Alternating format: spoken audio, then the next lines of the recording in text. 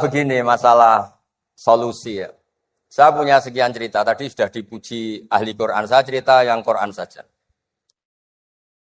Tidak semua masalah itu penyelesaiannya harus dimarahin atau ditegur atau lewat proses hukum formal atau hukum positif atau pengadilan. Tadi di hotel saya sowan beliau sudah cerita tentang materi yang saya utarakan. Begini ada sekian contoh dan itu awal dari nggak ada kekerasan, tetap menjaga ukhuwah karena modelnya penyelesaian yang tidak menyinggung, tidak mengadili, tidak mendiskreditkan, tidak memojokkan. Saya punya sekian cerita dan ini boleh dikulak Pak Munjid untuk ngiai di UGM. Saya sahkan tanpa hak royalti. Saya itu sering Prof. Kiai-kiai yang jadi mubalak sering terima kasih sampai Gus. Alhamdulillah kulaannya bisa saya jual katanya. Karena saya ini sudah kiai resi, gak mau kemana-mana. Tapi yang kulaan banyak diretailkan. Terus terima kasihnya sama saya. Dan karena saya ikhlas ya tidak dapat royalti. Tapi sudahlah royaltinya surga saja. Saya cerita yang rileks-rileks. Khalilur Rahman Ibrahim itu pernah ingin karena penat ya, mikir umat itu penat, capek, ingin masalahnya selesai dan nggak mungkin selesai. Sehingga beliau minta umur panjang supaya punya waktu panjang untuk menyelesaikan problem umat. Sama Allah nggak dijawab. Ada orang tua yang sudah renta tua sekali. Karena Nabi Ibrahim itu adalah terkenal dermawan, dipanggil, terus dikasih kurma. Dikasih kurma itu makan itu meler lagi, makan meler lagi. Terus Nabi Ibrahim masuk kamar, ya Allah saya batalkan doa minta umur sampai tua. Ternyata engkau jawab, kalau terlalu tua kayak itu. Terus kedua, Nabi Dawud. Ini cerita dulu ya, jangan ditiru. Saya ulang lagi cerita dulu, jangan ditiru. Nabi Dawud itu terkenalnya ini. Itu punya istri itu 99. Ini cerita dulu. Kalau sekarang maksimal 4 itu saja kalau berani. Kata orang Madura itu kalau ingin punya istri 2, 4 itu 1 tambah 1 sama dengan 0, Gus. Karena semuanya lari. Tapi ketika melihat satu perempuan yang cantik, beliau ingin sekali. Ketika penasihatnya bilang, engkau sudah punya 99, tapi tidak ada yang kayak itu. Saya masih ingat sama Profesor Jenny ketika nerjemah Inna hadza akhi lahu tisu wa tisuna najah itu. Saya tanya sama Prof Jenny, abahnya Bu Ovain. Pak Jenny kenapa masih ingin yang satu lagi padahal sudah punya 99? Kata Nabi Daud, tidak ada yang kayak itu. Terus saya guyon sama beliau. Berani berargumentasi ini depan Bu Latifah. Ya jangan, ini kata Nabi Daud, tidak kata saya. Singkat cerita terus Allah ternyata nggak negur Nabi Daud dengan apalagi mempermalukan negur depan umum atau di medsos atau yang mempermalukan. Allah bikin drama. Yaitu ngutus 2 malaikat, Nabi Daud pas itu raja. 2 malaikat datang tergopoh-gopoh menunjukkan kalau sedang ada masalah yang serius, yang krusial. Nabi Daud sampai kaget. Fafazi aminhum. Kaget betul Nabi Daud. Tahu-tahu ada orang di depannya terus tanya, kenapa kamu tergopoh-gopoh? Saya ini punya masalah berat ya Nabi Dawud. Apa masalah kamu? Ini saudara saya sudah punya kambing 99. Minta saya yang punya kambing hanya 1. Gimana cara jenengan? Oh kamu udah adil, kamu rakus, dimaki-maki yang punya 99. Sudah ini keputusan final, sudah, pulang. Barang setelah pulang, ya itu gue banget kata Nabi Daud. Enggak ditegur, Allah pakai drama. Jadi masalah sekarang adalah amar ma'ruf nahi mungkar sudah kehilangan seni bikin yang tanpa masalah, yang tidak menimbulkan masalah baru gitu. Jadi intinya itu ada penyelesaian masalah yang enggak harus seperti itu gitu. Pakai drama, pakai apalah yang. Terus cerita ketiga. Banyak peristiwa-peristiwa sosial. Saya ulang lagi, peristiwa-peristiwa sosial. Yang penyelesaiannya itu juga agak lewat pengadilan. Ada ayat wa Dawud wa Sulaiman idh yahkumani fil harthi idh nafashat fihi wa namul qaum. Itu yang diceritakan di beberapa tafsir, ada cerita unik begini.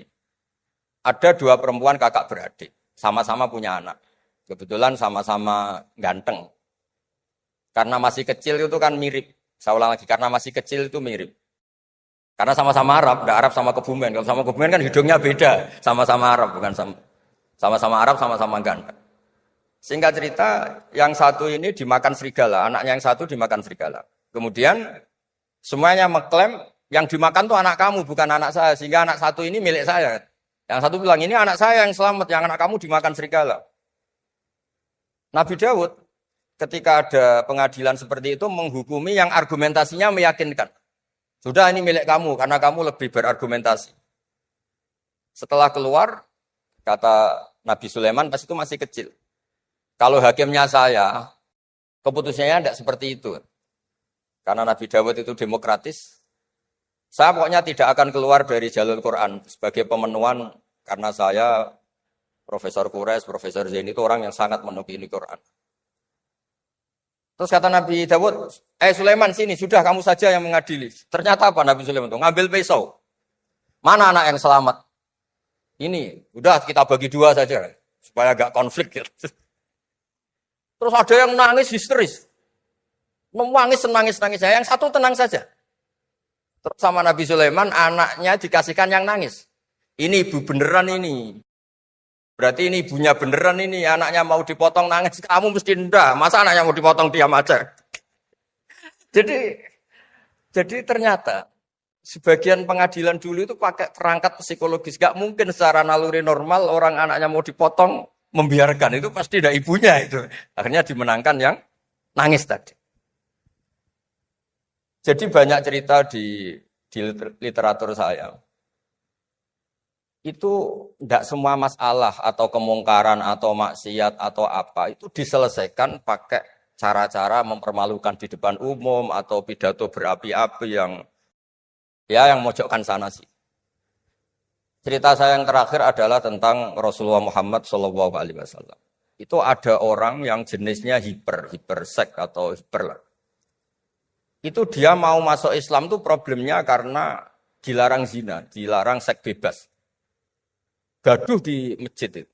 Nabi memang kalau nemuin tamu di masjid karena itu wilayah publik. Nabi tanya, loh kenapa gaduh? Itu ada pemuda yang ingin masuk Islam tapi yasta'dzinu fi zina. Dia minta izin supaya tetap boleh zina. Nah, kenapa gaduh? Semua sahabat melarang karena itu nggak mungkin, makanya nggak boleh ketemu jenengan. Kata Nabi, tidak apa-apa, suruh ketemu saya. Setelah ketemu Rasulullah di depan beliau, apa betul kamu pemuda yang ingin masuk Islam tapi minta izin tetap boleh zina? Iya ya Rasulullah. Apa jawabannya Nabi itu unik? Atuhibbuhu li ummik pertama. Kamu suka kalau ibu kamu profesinya seperti itu kemudian dinikmati hidung-hidung belang? Enggak Nabi. Kalau ada orang gitu sama ibu saya tak pukul. Atuhibbuhu li bintik. Kamu suka punya putri yang jadi mainannya orang-orang hidung belang? Ya enggak Nabi. Atuhibbuhu li ammatik. Kamu suka kalau itu terjadi di bulik kamu? Sampai nyebut sekian orang-orang yang dicintai pemuda itu. Akhirnya pemuda itu, wallahi, demi Allah saya tidak pernah melihat sesuatu seburuk zina, seburuk itu. Dan demi Allah saya tidak akan zina lagi. Jadi logikanya diset oleh Nabi. Dan Nabi tidak ngancam neraka, tidak marah. Tapi logikanya diatur. Itu pula yang sering digunakan di Quran, sering ada kata kul aro'aitum. Ya, kan banyak di Quran. Aro'aitum itu orang diajak berpikir bersama. Ya, jadi menjaga kemajmukan, menjaga ukhuwah itu dimulai dari cara menyelesaikan. Tidak semuanya harus pakai marah-marah, pakai apa. Dimulai dari Allah sendiri dalam banyak cerita di Quran, di hadis itu suka hal-hal yang kecil, yang keseharian. Makanya dulu itu kalau ulama ditanya, saya ini tidak punya uang padahal ingin makan enak. Ij'al ida maka al-ju'a. Ya, lauk paling enak itu satu, yaitu lapar. Kalau kita puasa, makan apa saja enak karena lapar. Orang sudah lupa, ngiranya makan enak itu kalau menunya atau lauknya sesuai selera itu keliru. Ij'al ida maka alju. Jadikan lauk terbaik adalah lapar. Wah kita mau tidur gak enak gini-gini, ingin cari tempat yang enak. Ya makanya Kiai kuno kalau nasihati anak-anaknya, kamu kalau ngaji, makan yang enak, tidur yang enak. Maknanya jangan tidur kalau gak ngantuk banget. Jangan makan kalau tidak lapar. Itu pasti semuanya menjadi. Nah orang sudah melupakan kearifan begitu. Sehingga solusi-solusi yang dibikin ini lompatannya malah kacau. Karena sebetulnya itu tidak adatnya. Terus yang terakhir, ini makalah yang saya bawa dari dalam. Ini mungkin nanti Pak Munjid bisa belajar. Bisa ya tadi, bisa dijual ini. Karena sekarang itu ngaji itu pokoknya keren lah sekarang. Ngaji sekarang tuh fid dunya hasanah wa fil akhirati hasanah. Dulu ngaji itu hanya fil akhirati hasanah, enggak dapat apa-apa. Kalau sekarang tuh fid dunya hasanah wa fil akhirati enggak jelas. Karena sudah dapat upah itu. Nah, ini cerita, ini di tafsir Qurtubi, nafsiri ayat la khaira fi katsirin min najwahum illa man amara bis sadaqatin. Ikutnya suratun Nisa, nanti bisa dicari di ya kalau orang UGM mungkin di googling mungkin 114 ayatnya. Sistem di pengadilan Indonesia, misalnya ada orang sengketa, kadang-kadang dilaporkan ke polisi itu silakan selesaikan secara kekeluargaan. Itu ternyata ini di tafsir Qurtubi di kitab saya baca teksnya supaya nanti ditafsir Pak Quraisy. Wa kataba Umaru ila Abi Musa al-Asy'ari radhiyallahu anhu qol rudda al-khusuma hatta yastalihu fa inna faslal qada'i yuristu bainahum ad-daghain. Jadi kalau ada orang sengketa, silahkan kembalikan yang sengketa kata Sayyidina Umar. Jangan-jangan mereka punya solusi kekeluargaan. Karena kalau diputuskan di pengadilan, itu bisa yurisud dohoin, bisa melahirkan dendam, hasud, dengki. Tapi kalau mereka diselesaikan dengan logika mereka sendiri, dengan kearifan mereka sendiri, maka itu lebih baik. Ini juga yang dilupakan, setiap ada masalah itu dikasuskan di pengadilan. Padahal, ini andaikan saya dalam posisi pengamat politik, mungkin cerita, padahal bisa diselesaikan, dijadikan menteri, misal, tapi itu tidak wilayah saya. Tapi itu udah wilayah saya. Andaikan saya datang sebagai pengamat politik, mungkin contohnya itu, tapi saya tidak masuk wilayah itu. Cerita-cerita itu masyhur. Dulu ini cerita lagi ke Habib Quraisy di Abi Quraisy ya. Pernah ada orang itu saking solehnya beli tanah. Mestinya beli tanah seisinya. Lala tanah itu emasnya banyak. Setelah itu orang itu bilang, saya ini hanya beli tanah kok isinya emas banyak, ini gimana? Bilang sama penjualnya. Penjualnya enggak mau, enggak, saya jual tanah seisinya, emas itu milik kamu, enggak, saya beli tanah kok dapat emas. Itu dulu penyelesaiannya bilang, kamu punya anak putri, kamu punya anak laki, ya sudah besanan saja biar enggak kelio. Jadi dulu banyak cerita-cerita kearifan yang orang tuh udah harus rame-rame di pengadilan. Ya tadi andaikan saya politik, mungkin contohnya nggak usah di MK lah, dimenterikan gitu. Bisa andaikan saya politikus. Tapi enggak lah itu enggak wilayah saya. Jadi di antara kebaikan Islam, benan nas bukan benal muslimin, bukan benal muslim wal kafir. Benan nas. Kita rukun sesama non muslim itu juga ajaran Islam. La khaira fi katsirin min najwahum. Diskusi apapun tidak baik kecuali diskusi-diskusi yang menyuruh kebaikan, menyuruh sedekah, au islahim benan nas atau diskusi yang menjadikan kita baik-baik saja, hubungan kenegaraan, hubungan kebangsaan, hubungan kemanusiaan baik-baik saja. Ya, sekian mukadimah saya, nanti ditambahi Abi Quraisy, Profesor Quraisy. Sekian, dan saya tidak salam dulu karena pasti provokatornya ini merovokasi lagi. Jadi kalau moderator itu kan bikin sesuatu indah. Ini jadi tidak indah. Masa orang sesantun saya dibilang harimau, itu kan kacau. Itu enggak benar itu. Karena kalau di Indonesia, oh ini negara enggak benar, kayak hukum rimba, yang kuat menang. Yang kuat itu kan harimau, wah, jadi masalah kan. Tapi saya maafkan, karena di dunia kiai ini masih mu'alaf, latihannya. Saya alhamdulillah orang-orang UGM memang sering ketemu saya dulu zaman Pak Panut. Ini rumah saya ganggu ya berkali-kali. Jadi ya enggak apa-apa, silahkan salah karena Allah Maha Pemaaf.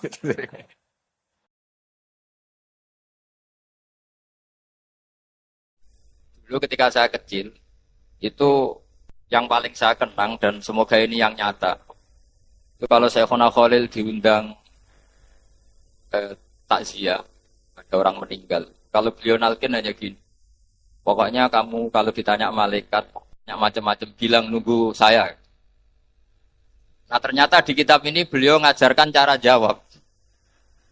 Itu saya agak kecewa, saya ingin seperti itu saja. Jadi makanya ini lajnah harus mensarai. Gitu. Karena keinginan publik itu suka yang itu aja ya. Kalau ditanya malaikat, nunggu apa? Syekhona Khalil nunggu ketua katanya. Nah khawatir saya Syekhona Khalil juga nunggu ketuanya lagi. Nunggu ketuanya lagi sampai akhirnya Mungkar Nakir ngadepi Rasulullah Shallallahu Alaihi Wasallam. Itu kira-kira sudah tidak berani tanya lagi. Karena tidak mungkin kan Nabi ditanya, waman Nabi juga, Nabi kamu siapa? Wah itu kan sembrono sekali itu. Jadi dan apa ya, meskipun itu cerita mulai kecil ya perlu dicatat saya ketika satu sanawi ngaji di abahnya Gus Zofur pernah diajak bapak saya. Saya satu sanawi ya kira-kira tahun 86-87 ziarah Syekhona Khalil sama Batu Ampar. Ketika itu diminta bapak saya khataman. Karena sanad bapak saya itu hafal Quran. Di antara sanadnya itu lewat Badullah Salam terus lewat Kiai Said Sampang di antara sanad beliau. Tentu beliau punya sanad banyak termasuk lewat Mbak Arwani, Mbak Munawir dan seterusnya. Kalau soal kesamaan sanad kita dengan Syekhona Khalil jelas ya karena misalnya saya Mbah Mun Mbah Zubair, Kiai Fakih Mas Kumambang, ngaji sama Mbah Mahfud Termas, ngaji sama Sayyid Abi Bakar Sato, Sayyidul Anak, ngaji sama Sayyid Zaini. Di sini ditulis bahwa Masyaikh Syekhona Khalil adalah Sayyid Zaini Tahlan. Ya terus sampai Utsman Ad-Dimyati seterusnya sampai Rasulullah Shallallahu Alaihi Wasallam. Nah semoga sanad yang benar adalah kalau ditanya malaikat cukup jawab nunggu apa? Ketua ya. Sehingga saya minta sama Lajnah Turos supaya nyarai pertanyaan itu boleh dijawab atau boleh diserahkan ke pimpinan gitu. Karena ini supaya cerita yang beredar yang sudah menyenangkan ini tidak direvisi. Kan kasihan masyarakat. Karena di antara imam yang baik adalah wa imamu qaumin wa hum lahu radun. Imami masyarakat yang nuruti selera orang banyak. Jadi di polling saja, kira-kira seleranya masyarakat suka jawab sendiri apa pasrah pimpinan? Kira-kira Serah. pasrah ya sudah nanti ditambahin wa fi ba'di riwayah kata. Yes. Karena ini saya baca, karena saya dikasih lama sekali oleh Gus Mail. Saya sampai tahu ya karena ya beliau mondok di Anwar berapa kali ngaji ya, ngaji bareng-bareng sama saya ngaji mahal. Kemudian yang saya kenang dari komentarnya Lajnah, meskipun saya ya setengah setuju setengah enggak ini Lajnah harus mendengar, ini bukan kritik, saya mengingatkan saja. Di antara materi di sini disebutkan Syekhona Khalil meskipun cerita istidadil maut, tapi beliau masih sempat mengeropi kalimat-kalimat dalam kitabnya. Kata Lajnah, ini untuk mengingatkan bahwa syarat wali itu harus alim. Jadi itu yang saya agak ngeritik Lajnah, karena itu cerminan komentarnya Lajnah sebetulnya. Kalau Syekhona Khalil sendiri akan membiarkan Allah yaf'alu ma yasha. Jadi Allah boleh ngangkat wali yang tidak alim, itu saya yakin. Tapi di sini Lajnah, karena begini, ini bukan kritik ya, masukan supaya gak tersinggung. Karena begini ya, kalau dalam ilmu wali itu beda dengan ulama ya. Kalau pikirannya Imam Syafi'i, ulama itu mesti wali, tapi kalau wali tidak mesti ulama. Jadi artinya wali itu boleh lah dari orang yang gak terlalu alim. Tapi di takriran ini, di Muqaddimah, seakan-akan wali itu harus alim. Kalau menurut saya, ya orang alim itu mesti wali, tapi wali tidak harus alim. Karena kritik saya itu bukan apa-apa, karena kasihan sampean semua nggak mungkin jadi wali. Gitu. Kalau syaratnya ketat-ketat itu. Jadi ini mewakili suara publik. Karena saya sering rebukan sama Gus Adim. Gus ini, semua mic ingin dipakai ngaji. Jadi cara berpikir positif, jangan kok, wah ngajinya udah profesional, mic-nya gonta-ganti. Tidak, cara berpikir ya semua mic ingin dipakai ngaji gitu. Saya ini itu pengagum Imam Syafi'i. Imam Syafi'i itu orang yang paling saya kagumi karena kalau ngendikan itu semuanya dibikin gampang. Ya Imam Syafi'i, orang yang tadi nyucap Anda, setelah di luar ngerasani Anda, menghujat Anda itu gimana ya? Ya berarti saya wibawa, di depan saya tidak berani. Gitu. Jadi nanggapinnya itu enteng saja. Itu separuh dari kampung kamu itu benci kamu.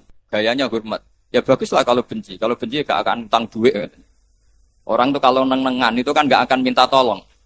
Kamu pernah diutangi orang yang benci kamu. Tapi kalau teman, wah bahaya sekali itu. Jadi Imam Syafi'i itu enak saja melihat hidup itu gampang saja. Saya teruskan ya, pentingnya alim nahwu. Kalau belajar itu cari sisi ekstrimnya. Makanya dalam mukadimah yang saya setuju adalah betapa bahayanya kita kalau punya wali yang tidak alim. Meskipun wali tidak harus alim-alim banget, tapi kita tentu melihat Syekhona Khalil itu orang alim yang wali, bukan wali yang alim. Itu beda. Orang alim yang wali, bukan wali yang alim. Tapi orang statusnya alim dulu. Baru min lawazimil alim, beliau itu wali. Nah ini kenapa penting? Karena begini. Saya ini kan nekuni Quran ya, karena bapak saya hafal Quran, saya harus nekuni Quran. Itu trauma terburuk dalam sejarah Islam. Itu sebenarnya masalah lahnal khitab atau lahnal kalam. Itu sejarah terburuk. Sehingga masyhur awal dikarangnya nahwu karena ada orang Arabi ketika ketemu Sayyidina Umar, kila Sayyidina Ali. Dia frustasi gitu, tidak akan dapat rahmat dari Allah karena cara baca dia inna huwa bari'um minal musyrikina wa rasulih, dia baca Allah itu tidak punya urusan dengan orang musyrik, juga tidak punya urusan dengan Rasul, karena dia baca dengan jar diatafkan minal musyrikin. Sehingga yang masyhur itu dibenarkan oleh Sayyidina Ali. Kemudian beliau mutus Abul Aswad Ad-Du'ali untuk ngarang nahwu. Itu kata cerita yang terkenal. Tapi cerita itu sebetulnya agak separuh salah. Mohon lajnah membenarin. Jadi sebagian riwayat itu agak diprovokasi. Abul Aswad itu orangnya sufi. Sufi wali kumul. Dia disuruh ngarang nahwu enggak mau. Terus si Amir saat itu kila Sayyidina Ali menyuruh orang disuruh salah di depannya. Jadi itu agak-agak drama. Menyuruh orang yang disuruh salah di ketika salah tadi, kesimpulan tadi inna huwa bari'um minal musyrikin wa rasulih. Kamu datang ke rumah saya ajarin. Ini bahaya sekali kalau Quran kamu baca model gini. Sehingga terus dikarang bab ataf pasti. Jadi ada versi dua, yang satu nganggap itu alami, yang satu memang karena Abul Aswad nggak mau ngarang nahwu. Sampai tadi dengan tanda kutip ada drama waqiah, kejadian seperti itu, terus beliau baru ngarang. Terus kedua, Nabi sendiri zaman Sugeng, ini kenangan saya ngaji Sab'ah. Nabi itu zaman Sugeng sebetulnya beberapa lughat, meskipun ini bukan riwayat yang valid-valid amat. Itu ada orang yang kalau manggil Nabi itu bukan ya Nabi Allah, tapi ya Nabi Allah. Meskipun kesalahan ini bagus. Sehingga Imam Asim mengatakan sebetulnya qiraah bil hamzi itu sah. Karena lafadz Nabi Allah itu bukan mahmus ya, tapi bukan nakis ya, tapi mahmus lam. Saya ulang lagi ya. Jadi sebetulnya kalau kita fair kan naba'a yang ba'u naba'an itu mahmus lam. Karena Nabi itu man naba'a anillah, orang yang menceritakan tentang Allah, maka harusnya ya Nabi Allah. Buktinya fiilnya pakai nabi ibadi, pakai hamzah, nabi ibadi, ceritakan ke hambaku ani anal ghafurur rahim wa nabbihum an dhaifi Ibrahim. Sehingga dalam qiraah Sab'ah kalau Imam Nafi' baca itu wan nabiin, bukan wan nabiin tapi wan, dan itu ngenakkan kita itu begini. Andai kan tidak ada bacaan seperti itu, maka kita akan mengira huzuan itu nakis wawi. Padahal enggak, dia mahmus lah. Buktinya ketika mati haza'ah yaza'u hus'an. Allahu yastahzi'u pakai hamzah. Andai kan tidak ada qiraah Sab'ah, maka orang ngira itu nakis wawi dan sampai nyari kamus nganti mati, hidup mati lagi enggak ketemu. Ketemunya itu di mahmus. Sehingga saya suka kalau ada wali atau ulama ngarang nahwu itu suka. Saya termasuk suka baca nahwunya Syekhona Khalil. Dulu ketika saya kecil terkenalnya Syekhona Khalil itu bisa mengalfiahkan menjadi ilmu hakikat atau menghakikatkan alfiah. Begitu juga Kiai Jazuli Pelosok. Dan itu ketika kita sudah hafal alfiah, hafal terus paham, itu memang benar-benar itu jadi nasihat yang luar biasa, contoh-contoh yang ada di nah, kenapa itu penting? Karena andai kan tidak ada qiraah Sab'ah, kita itu tidak pernah tahu kalau kufuan itu mahmus lam. Tapi kalau ada yang baca kuf'an atau kufu'an, kan terus enak gitu. dan Allah tidak ada siapapun yang menyamainya. Makna menyamai itu kan dari kufan, bukan kufuan. Karena kalau kufuan kita anggap kayak huswan atau apalah yang kira-kira mirip-mirip nakiswan. Artinya begini, jangan sampai orang yang punya otoritas ilmu itu gak ngerti sorof. Itu.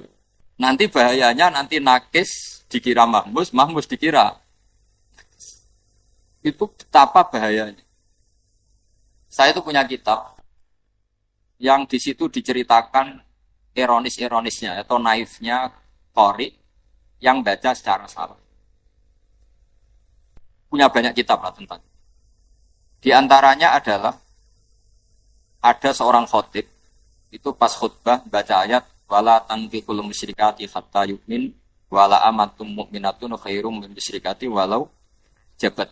Terus dia masih baca wala tankihul musyrikina hatta yu'minu, masih baca bi fathit.